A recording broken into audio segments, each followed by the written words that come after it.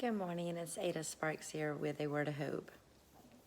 I just started reading this book over the weekend, and I'll be honest here, my husband's birthday was just recently, and I saw the book on a sales table. I picked it up as a joke.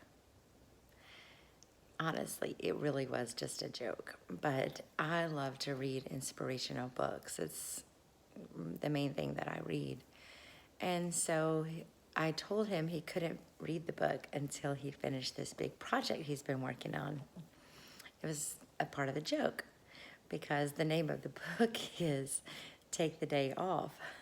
Well, since he's not finished with the project, I started reading the book.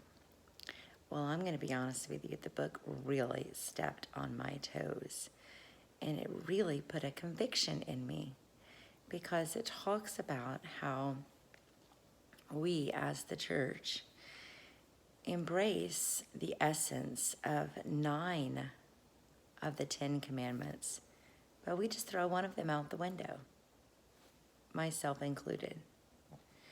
And we just completely ignore the 4th commandment, which is to honor the Sabbath.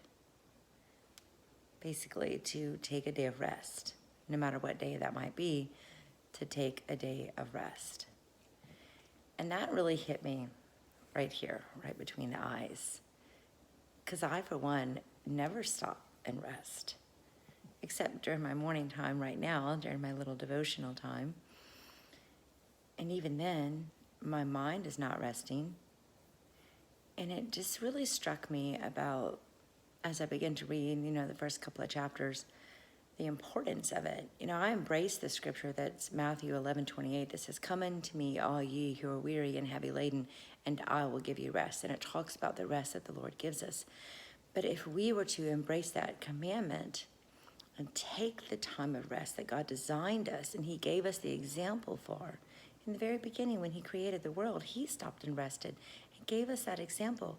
Perhaps we wouldn't be so weary and heavy laden and have to crawl into his arms and say, "I'm so exhausted, God," which is the state that most of us live in half the time.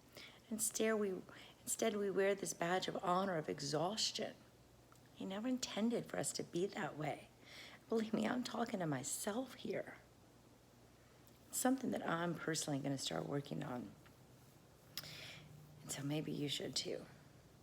Maybe we all should think about the way God intended for us to live our lives, not so exhausted and harried. Man, I'm really exhausted. Can you tell this morning?